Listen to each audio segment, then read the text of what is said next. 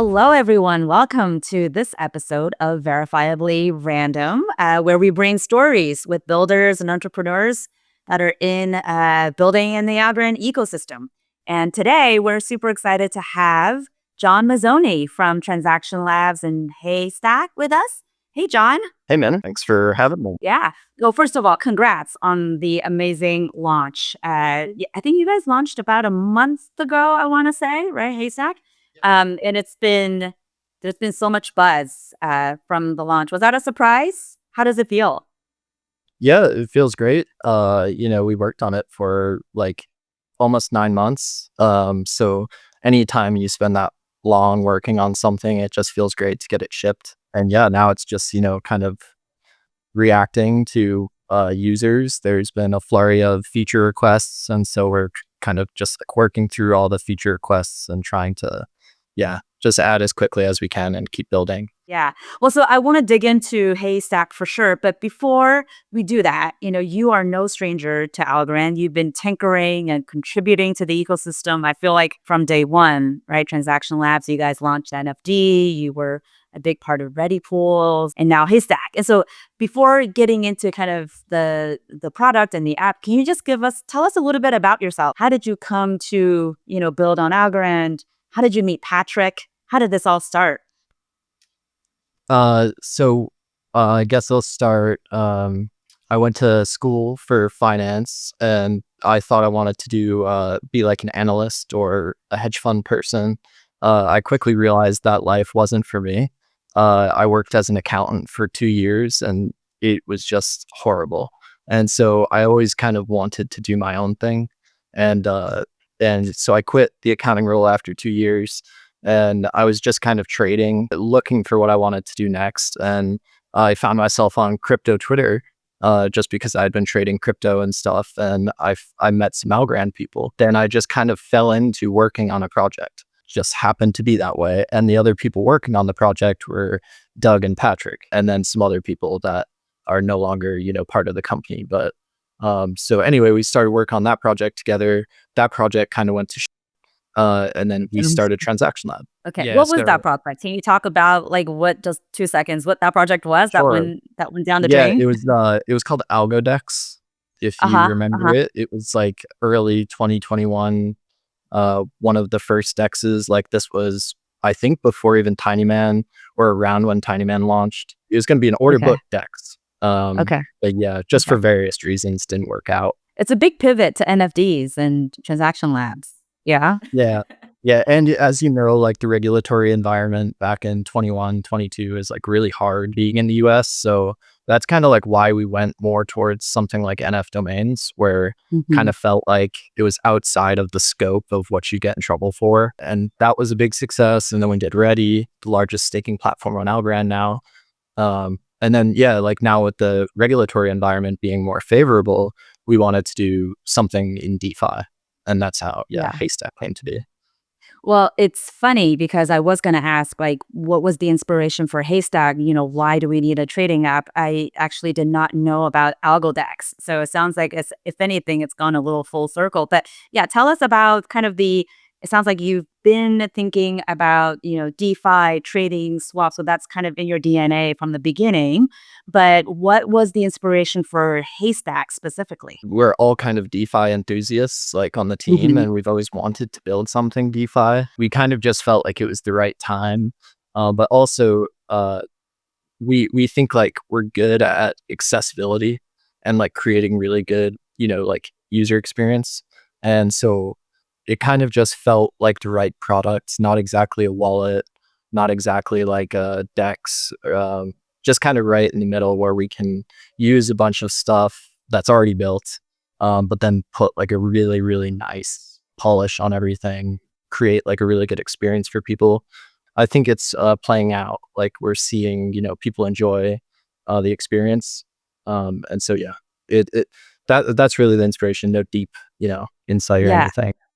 Well, no, I mean, I played around with the app. It is super fast and it's super easy to use. And the onboarding was really smooth. And I remember talking to Patrick about this. He had Like he had really clear, specific ideas. I mean, this is Patrick, of course. He had clear, specific ideas, but he had very clear ideas about how he wanted to make sure the onboarding was super smooth for Haystack. So I was gonna say, can you talk about, as you guys spent the last 9 months building Haystack, what were some of the things that you wanted to make sure you got right? What were super, super important to you guys that was not compromisable for you guys in terms of Haystack?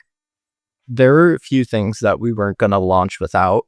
Like certainly throughout that 9 months, we kind of contemplated like, do we launch, kind of an MVP or do we need all these features? And really, the feature that held us up, I don't want to say the longest, but the thing that was last was referrals. We felt like referrals were like really important to have in right when you launch because that's when everybody is going to want to use them. And we think that like it helps, the virality of the app, right? Like Mhm. it's almost like marketing. So without having that there, we felt like it couldn't ship. And then obviously like the basics of just like, you don't want a swap to fail, and like you just want it to be really polished. So, um, yeah, I guess referrals, swaps, we fit NFT minting in there. Yeah. Just getting the data right, what took us a long time, like just aggregating all the data and all that stuff that we wanted took some time. But The data for the price of the tokens, the ASAs? yeah, so Mhm. prices and Mhm. then just all the other information about the token. So we have stuff like launchpad provenance. Mhm. So yeah, just Oh, lots of like little bits of data that we thought, oh, this would be a nice piece of data to have if I was trading. yeah. So number of holders, market cap, etc. That kind of Got it. stuff. Yeah. Got it. I mean, you guys also spent some time fixing up and cleaning up and improving deflex, right? And just to make that swap experience better. Can you talk a little bit about what was it about the referral mechanism that was kind of pulling up the progress? Was it just tools, or was it just testing? Well, or was it the mechanics and the design of it? What took a while there? Yeah, so there's actually a referral like mechanism built into the Deflex router, and so Um, we wanted to use that same mechanism for user referrals, but then there was a little bit of like magic that needed to happen between you sharing a link on Twitter and then somehow it knowing which account referred you. So really, it was just getting that right, and then even when we launched it, there were still issues with it. It was honestly kind of a nightmare of a feature. Now got it. that it's out, it's very amazing.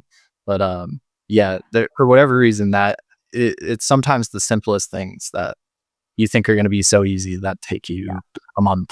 You know, Yeah, yeah, people always underestimate how hard it is to build the right referral system. I mean, yeah, yeah, there are yeah. We underestimated it too. Like, yeah. yeah. So yeah, But I'm glad you guys spent the time on it and you guys fixed it right away when some of the things weren't working. So it definitely felt like that was a focus area for you guys. Okay, so now that the app has been out for a month, I'm sort of curious to hear what's been the most surprising thing that you've learned about your users. Anything? One surprising thing would be people love to boost the assets. So there's a feature in Haystack where you Oh, can boost an asset in the trending list to get it to the top, and it costs yeah. $3 for 24 hours.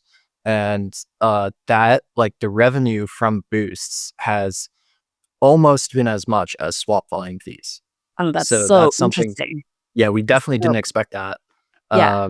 It was kind of So just you like thought of it more as like a fun feature, not necessarily as something that people were actually gonna get really into. That's super cool. Yeah, we definitely were inspired by Deck Screener, who does the boosts, and then we Mhm. kind of just modified it to make it a lot cheaper and a lot easier to do. And Mhm. yeah, it's funny because it was one of those things that we were thinking about shipping without, but then in like the last 2 weeks, we were like, oh, I think we could squeeze boosts in, and then yeah, Yeah. so yeah, And so always glad you always did. add additional revenue features if you can because you never are sure what's going to be your driver. Right. Right, but that's always the struggle though, right? Because you wanna get it out and then you want this new feature and, how do we What do we prioritize? But on the boost, is it sort of like, what do you think is driving that engagement for the users? Is it multiple people boosting the same asset? Is it different people boosting different assets? Like, what's the dynamic that you're seeing that's behind the It's scenes? typically the same few users. It might be Yeah. like, I guess this goes to show like if there's something to buy, people will buy it. And like, so it just giving them the option to boost at all, then they feel like, oh, I should boost the assets I want. Or, so really it's the same few people, same few assets pretty much. But Mhm. when I say few, I mean like less than a dozen. So yeah, it's kind of interesting to see kind of play out. And then now this is growing too. So other people want to use the boosts to like Mhm. display boosts on their app. And so we're working out a system where like, if somebody pays $3 to boost through say like Pact, then Pact would get $1, we would get $2 instead of us right now just getting the entire $3. So kind of doing like a Oh, referral. that's cool. That's Yeah. super cool. Right, because it's kind of like you've found something that users in our ecosystem are kind of excited about. Why not just kind of allow them to do it on any platform and then be a part of that process? Yeah. That's cool. Absolutely. Yeah. And so one of the things I actually always am curious about is metrics and sort of usage metrics. So I I want to kind of get at what are metrics that are important to you guys for Haystack? Why and why?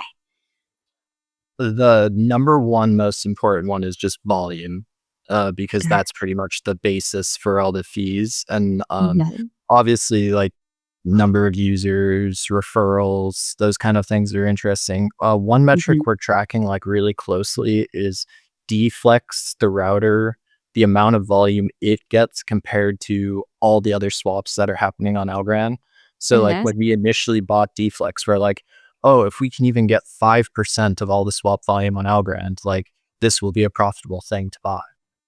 And then now, we're looking at it and some days we're like 20% of all swap volume, but then other days we're still at like, a few percent, 5%, 10%. So we're trying to grow that number. And then that's kind of giving us a gauge on like, okay, are we winning routes? Mm. So Mhm. that's kind of an interesting metric. Yeah, that is interesting because uh, Haystack is going to be an important part of driving that, but Deflex also plays in the broader sort of DeFi and swap Yeah. ecosystem as well. And Yeah, you so guys want Para is a good to. example, like, they drive a lot of Mhm. swap volume in the all of Mhm. Algorand ecosystem, and so they Mhm. have Vestige, Deflex, and the Folks router all Mhm. integrated, and then so that's why looking at that metric is helpful, is to see, Yeah. like, how many of the routes through Para are we winning, Mhm. and then if Mhm. we can make incremental changes to the router and improve it, then we should see that go up, you know? Yep. Yep. Yep. And then that creates a better experience for users on Haystack as well, right? Of Just in course, turn. yeah, and it all drives into, like, the buy and burn, so all the fees from Deflex go towards, the Haystack buy and burn, so it's all, yeah, it's all tied together. Actually, I wanna talk about the buy and burn, but before getting into the buy and burn, maybe it's better to start with the token, all right? Well, first of all, you guys had a really, I would say, successful at token launch, so congratulations. In addition to a successful, product launch, I think the token launch was also, quite amazing to see. You Correct. guys had the first tranche, I think sell out, is it in 8 seconds, I wanna say, right? And then the second bench sold out in like 10 minutes. And so, um, uh, actually, so first, can you tell us just a little bit about the thinking behind this token launch strategy? Was it a surprise to you how quickly it sold out and all that? Yeah, absolutely. It was very surprising to us, the first two tranches, how fast they sold out, how much demand there was. It's really like hard to know before you do it. How, it's one thing to get like 200 likes on a Twitter post, but then it's totally different to like actually have 800K sent to you. I think it proved to a lot of people that there are still funds on Algorand looking for good opportunities. And so I think that's like a bullish thing for Hmm. Algorand. If another Hmm. project wants to come and do this, like there's these success stories of like Alpha and Haystack. So Mhm. hopefully that just accelerates it all. But as far as like the strategy, we're heavily inspired by Alpha Arcade. We thought their sale went really well. Yeah. It seems Mhm. like with the tranches, it was a really kind of smart mechanic. It's like we liked the fact that it's all transparent and there's Mhm. no like private sale happening before and then a public sale at like 3x the multiple or whatever.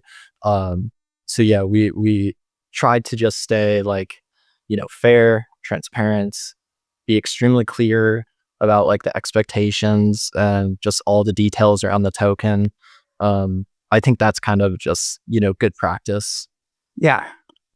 And Yeah. then I think like the last thing maybe is just, or why it went good, is because we have somewhat of like a reputation in the ecosystem and we'd never launched a token before. So I think that has a lot to do with it too. It's like, yeah.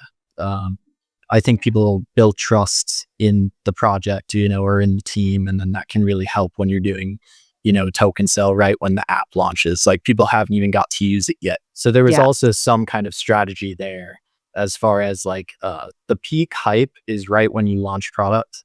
Like there's really almost nothing that can compare with it. And there's this saying like YOLO, you only launch once. And so you really want to like use that to your advantage. And so I would Yeah. say time the token sale with the product launch. Don't do it too far before, don't do it too far after. You miss that window. Right. That's a really important point, I think, is it's almost like get them while it's hot kind of thing, right? Like while you have Yeah. their attention. And yeah, and just I didn't mention this, but you guys did your first token launch. I have in my notes here on the 3rd, right, of Yep. September. And then I think you launched your app within days of that token launch. Yeah. And then you guys did a second bench, right? So the idea was, yeah, exactly like you said, you kind of want to get in while the peak interest is there. You want to launch the app. And by the way, like I know how hard it is to get an app approved in the app store and the process and all that. So I think it's a lot of patience, and kudos to you guys for, making sure that you guys did this right and not rushing it. So it really is a good lesson, I think, for many entrepreneurs looking to launch a token. More than the strategy, the launch strategy for sure. I will say you guys have also put a lot of thought into the tokenomics, into how this token works and the utility for this token. And this is where I kind of want to get back to what you were saying a little bit ago around the buy and burn, right? So can you talk to us a bit about maybe just first kind of the high level motivation and the use case for and the utility for the token, and then why was this burn critical to that strategy? Yeah. So high level, the use case for the token is fee discounts when you're trading in the app. And then it's really meant to just align incentives between us, the team, and the users. And one kind of important thing is like incentive alignment. And so that's why we tried to give the community like the the largest portion of tokens. So 35% is dedicated to like long-term rewards for the community. And then 30% was the sales. So that's in the community's hands. And then the team kept 20%, 10% for liquidity, and 5% for marketing. So no private investors. And we feel like that's kind of key. Like we didn't want to do private sales. I've written about how these things are shady and how the incentive alignment is all off. And so at least with this, uh, we feel like the incentives are aligned. So as people swap, they all the fees from the swap. In our white paper, we said 25% of all swap fees go back into buying and burning the token, um, Mhm.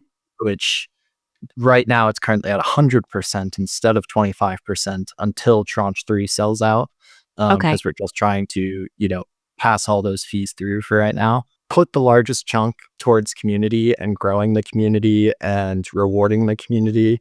And hopefully that long term pays off. So like our emission schedule for the community bucket is 10 years. So we're Mhm. kind of trying to be like long-term thinking, like 10 years is a long time away, but it's going to come. So it's like you really want to try and think ahead of of how this is going to play out long term. And so hopefully long term, we can devote more and more of the fees to buying back and burning the token or other sort of reward mechanisms. Yeah. Um, yeah. Yeah. That's really, I mean, I think that's, again, like, I think it goes to show the thoughtfulness that you guys have put into the planning for the token, as well, and thinking about where you want incentives to lie. I mean, we knew trading volume was going to be like really important, and that's the thing that we need to focus on and incentivize to like have this be a big success. So that's pretty much Mhm. where all of the tokens are going to go, like airdrops, trading competitions, staking, stuff like that. Mhm. And Mhm. and don't give investors cheap tokens. That's like key. Right. Yeah. Right. Right. Right. Lessons learned from all the previous 10 years of token launches in our industry, right?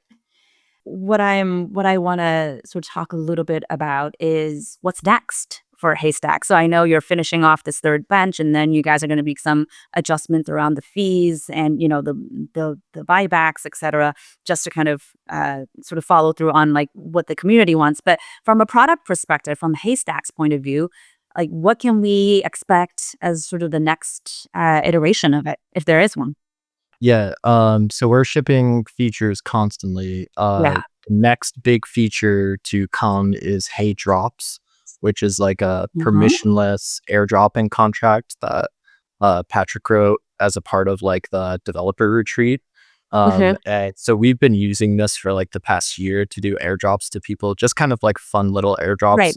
Right. But we want it to be in the app so that a user who's say done $1,000 in trading volume, if there's a drop for people that have done $1,000 in trading volume, they would just see it right on their app to claim. And so trying to just make Ooh. it more engaging. Like, so the idea behind Haystack is like trade, earn, and then one day another feature that's coming is create tokens. So something Yeah. like a launch pad.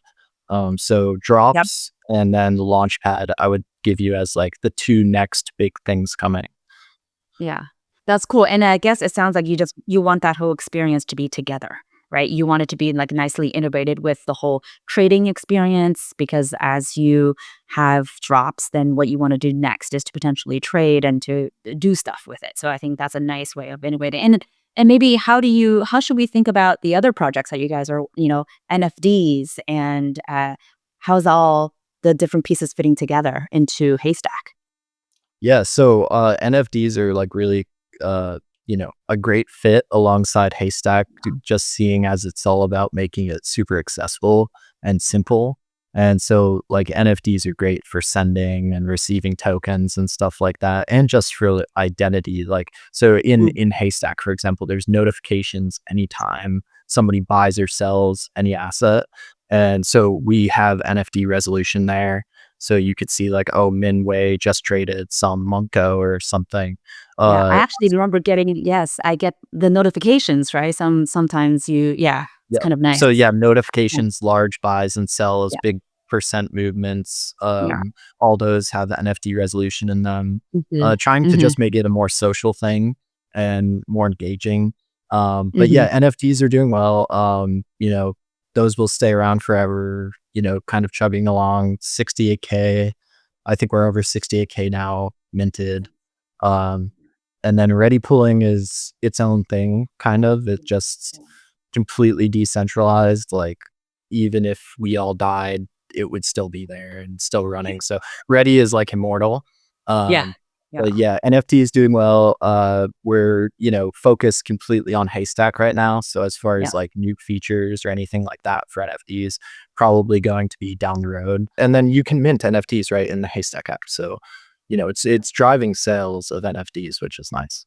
Oh, that's awesome. Yeah, I mean, I kind of see Haystack as kind of like the app that you can surface all these other products that you've been building, and it's kind of like it's the super app of all your other tools, if you will, and because you can Yeah. definitely and you can build features based on what the usage and the demand looks like through Haystack, right? Because then you're building for a specific use case Yeah. for those tools, No, which that's is an really interesting thing cool. you mentioned. Like, just for instance, like we've been trying to get NFT minting in Parawallet for the Mhm. past 2 years, 3 years. And Mhm. like we literally built a wallet and integrated NFTs before they integrated it. And so it's like one of those things where you have control of the user, right? And there's Yeah. all this talk of who actually like owns the user, who has the control of the user. And it always comes back to the wallet. Like Yeah. where are the funds? Who is signing the transactions, right? So yeah, it gives us a lot of control over the experience. So things like NFT minting, like we're planning to add folks lending into the app. So like Awesome. one click deposit to like deposit your USDC or your Algo or WAMP ETH or whatever. Mhm. And all these things that we can kind of like really control the experience. So it's not like going to folks, connect your wallet, oops, wallet connect failed, oops, like reconnect, all these things that kind of make the experience not very good. Where if you just package it in one thing, you can just click. Yeah. Yeah. It's so broken, otherwise, for sure. That's exciting. That's exciting. The last thing before I let you go is you guys will be participating, I think, in the retail Algoland campaign. Both NFDs and Haystack, I believe. Yeah. Can you just give us a little bit of a quick blurb about that participation? Yeah. The quest, as far as what you have to do, you just send some algo, or you sign up for Haystack, you create your Haystack account, you send some algo to it, you do $10 in trading volume, and then you set up your referral code. And those are Yes. like really all the things you need to do for the quest. But then we're also planning to have hay drops there by the quest date. And so hopefully what we intend is that there are 4 drops live. So if you do $10 in volume, $100 in volume, $1,000 in volume, or $10,000 in volume, there'll be a different drop available for you to claim. And Mm. each one will have like an increasing size of the reward, So Mhm. doing $10 in volume might get you like 20 cents or 25 cents or something. But then 10,000 in volume could get you like $150 or something like Okay. that. And so hopefully that drives engagement beyond just the like $10 quest minimum, you Yeah. know?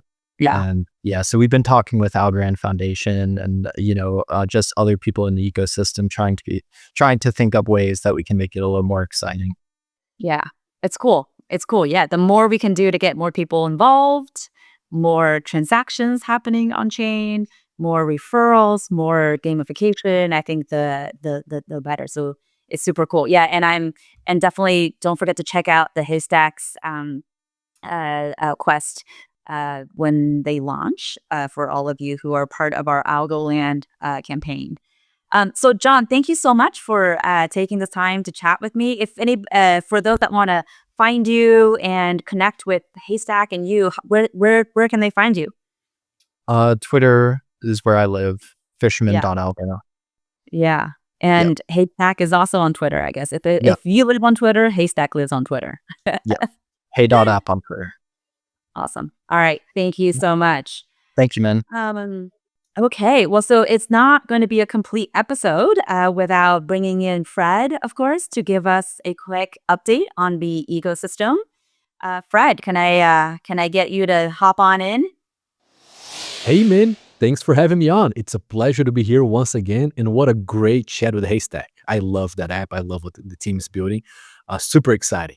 But all right, let's jump into the fun stuff. It's been just a few short days since our last episode, but I do have some pretty exciting news to share from the ecosystem. So let's jump right in. Compex just launched a bunch of upgrades to the swapper for better and faster user experience. So your trading experience is even better now in the Compex swap page.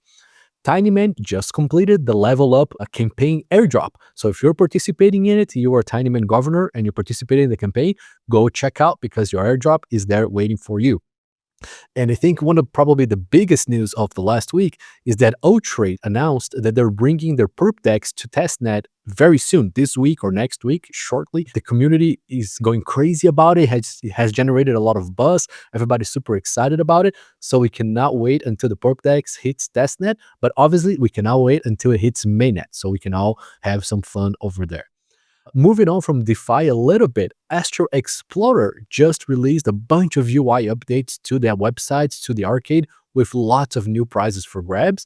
And Fractal Monsters has just released multi-language support. So they're adding support for lots and lots of new languages, the latest being Japanese. So for all of our Japanese community out there, you can play Fractal Monsters in your native language.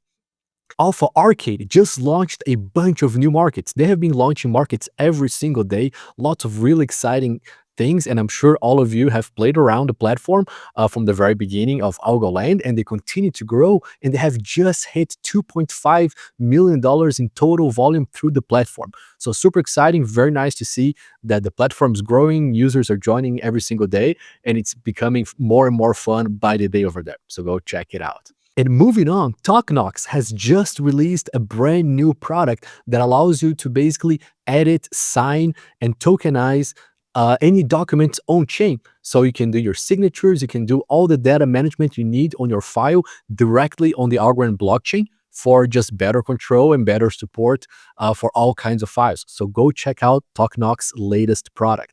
And I think maybe at last, but certainly not least, another thing that generated a lot of buzz in the community in the last few days was the Para card, because now it's available in 3 new countries. We have now the card available in Poland, the Netherlands, and Portugal. So the community is going crazy about it, and we cannot wait to see more signups and more volume coming through the card every single day.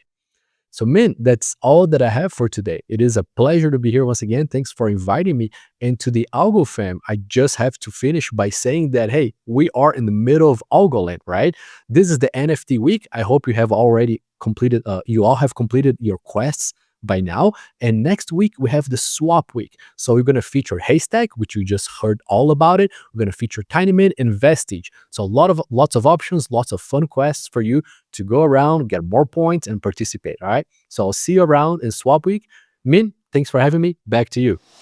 All right. Well, thank you so much, Fred. Always fabulous to have you. And this is it, you guys. That's all we have for you today. Thank you so much for joining us. Remember to check out the Haystack quest on Algoland, and we look forward to seeing you next time. Thanks so much.